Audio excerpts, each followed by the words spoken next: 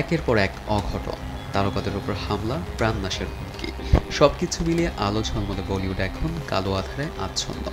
Real লাইফে অন্যের জীবন বাঁচানো মানুষগুলো এখন রিয়েল লাইফে নিজের জীবন রক্ষায় ব্যস্ত। সালমান, শাহরুখ, আমির খানের মতো তারকারা নিজ দেশে নিরাপদ নন এমন অভিমত প্রকাশ করেছেন অনেক আগেই। আর সাইফ কাণ্ড তো এখন দেশ বিদেশের সংবাদ মাধ্যমগুলোর শিরোনামে পরিণত হয়েছে।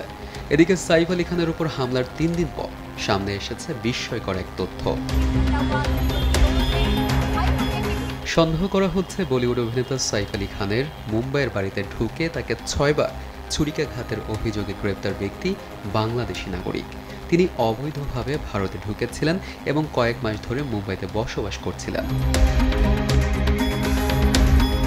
রোববার সকালে এক সংবাদ সম্মেলনে এসব তথ্য জানান মুম্বাই পুলিশের ডেপুটি কমিশনার দীক্ষিত গেদাম। তিনি জানান, বুধবার রাতে অভিনেতার বান্দ্রার বাড়িতে চুরির উদ্দেশ্যে ঢোকা এক ব্যক্তিকে গ্রেপ্তার করা হয়েছে। অভিযুক্তের নাম মোহাম্মদ শরীফুল ইসলাম শেহজাদ বলে জানা গেছে।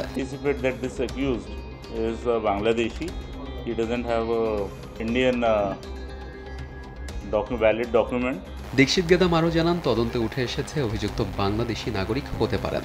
তার কাছে কোনো ভারতীয় নথিপত্র নেই। আমরা সন্দেহ করছি তিনি বাংলাদেশি। বিষয়টি খতিয়ে দেখা হচ্ছে এবং তার বিরুদ্ধে পাসপোর্ট আইনের ধারাও যুক্ত করা হয়েছে।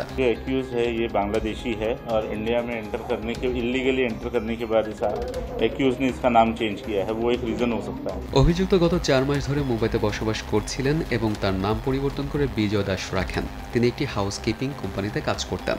তাকে থানের এলাকা থেকে গ্রেপ্তার করা হয়েছে। গ্রেপ্তারের পর তাকে বান্দ্রার আদালতে হাজির করা হয়।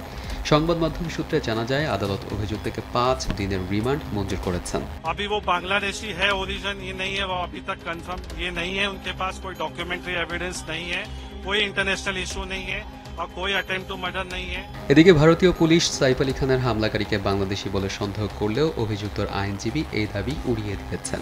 উল্টো তার দাবি, হামলাকারী মোটেই বাংলাদেশি নন, তিনি ভারতীয়, বর্তমানে মুম্বাইয়ের বাসিন্দা। তার অতীতে কোনো অপরাধের সঙ্গে জড়িত থাকার রেকর্ডও নেই। সাইফের উপর হামলার ঘটনা নিয়ে অযথা উত্তেজনা হচ্ছে, ধৃতকে বলির পাঠা করা হচ্ছে।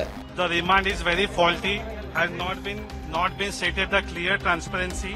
Second thing, the police custody was not required as all the weapon and everything has been recovered by the investigation officer. অন্যদিকে অভিযুক্তকে 5 দিনের রিমান্ড দেওয়ার পর আদালত বলেন, আপাতত তদন্ত প্রাথমিক পর্যায়ে, সবে একজনকে গ্রেপ্তার করা হয়েছে। ধৃত ব্যক্তি বাংলাদেশের নাগরিক বলেই মনে করা হচ্ছে। তাই আন্তর্জাতিক ষড়যন্ত্রে হামলার ছকের সম্ভাবনাও থেকে থাকতে পারে। তা না হলেও হামলার নেপথ্যের অন্য কী কারণ রয়েছে জানার জন্য তদন্তকারীদের কিছুটা সময় দেওয়া প্রয়োজন। সে কারণে ধৃতকে আরও জেরা করা দরকার। তাই তাকে 5 দিনের পুলিশ হেফাজত দেওয়া হয়েছে। সাইফ কাণ্ডে ভারত, বাংলাদেশ সহ সারা বিশ্বের ফিল্ম ইন্ডাস্ট্রিতে চলছে জোর চর্চা। এর মধ্যেই এক এক সময় এক এক দিকে মোড় নিচ্ছে এই হামলার ঘটনা। আর তাই সাইফ ভক্ত থেকে শুরু করে সিনেপ্রেমী ও নেটিজেনদের দাবি, মূল আসামিকে গ্রেপ্তার করে শাস্তির আওতায় আনা হোক, নির্দোষ কাউকে যেন বলির পাঠা করা না হয়।